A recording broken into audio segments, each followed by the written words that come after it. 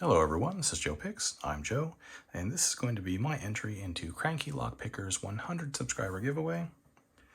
And I'm going to be picking this Brinks R60 disc padlock. This 60mm has a 5-pin core, and yet the 70mm only has 4. I don't know why that is, but I have trouble picking either of them. And part of it is just, it takes so much tension, and it's kind of a fine balance between too much and not enough. So Cranky has asked us to talk about either how or why we got into lock sport, and I've kind of talked about the how on a couple of different videos, so I'll go more into the why.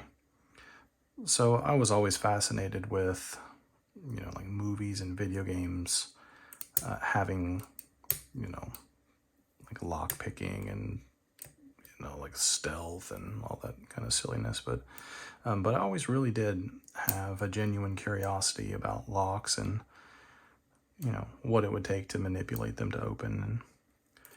And so when I, got introduced to the big lock picking YouTubers and whatnot, I was like, gotta give this a shot. And once I had a few opens under my belt, I was really interested in sort of finding like what to do next and like how do I advance this. So I discovered the lockpicking subreddit, and discovering how much of a community related hobby this is really what sold me on lockpicking in general. It's a lot of fun, meeting new people over the internet and sharing a really interesting, fairly, in my opinion, unique hobby.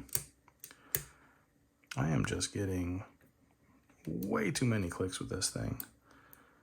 Either something is not setting or I'm overset something and I'm not 100% sure. Sometimes this lock will just fall open, and sometimes I just can't get it at all.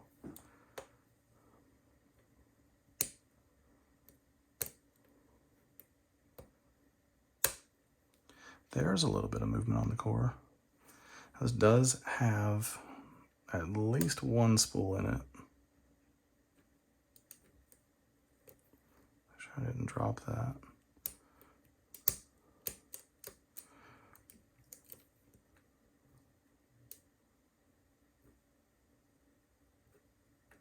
And it's difficult to determine any kind of counter rotation because of how much spring tension is on the core.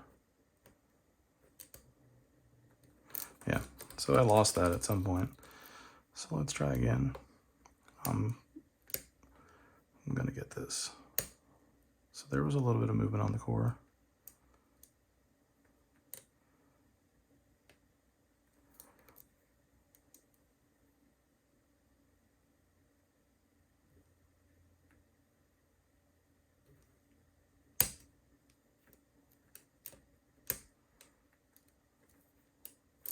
I don't think that was it either.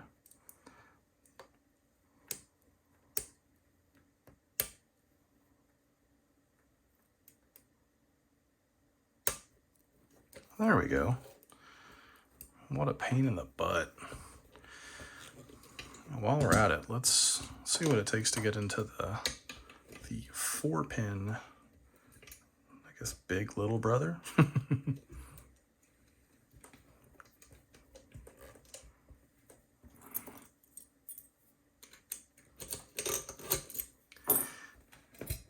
I think that like this core has a much, like there's a lot more of a, like falls into place a lot more heavily than this one here. It just almost seems like somewhat of a dead shackle on that. This one doesn't have a lot of spring pushback, or any at all.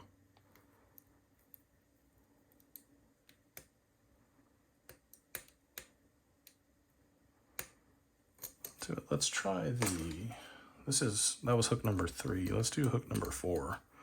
A little bit of a deeper hook.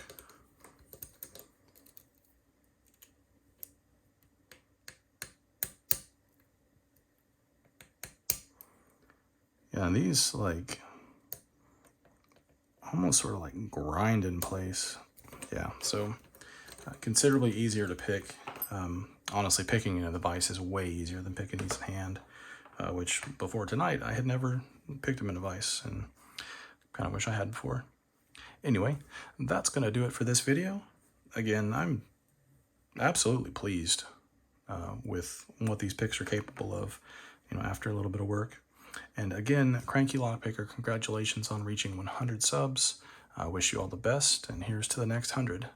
Thank you all for watching. If you like the video, please like, please subscribe, and have a great day. Thank you.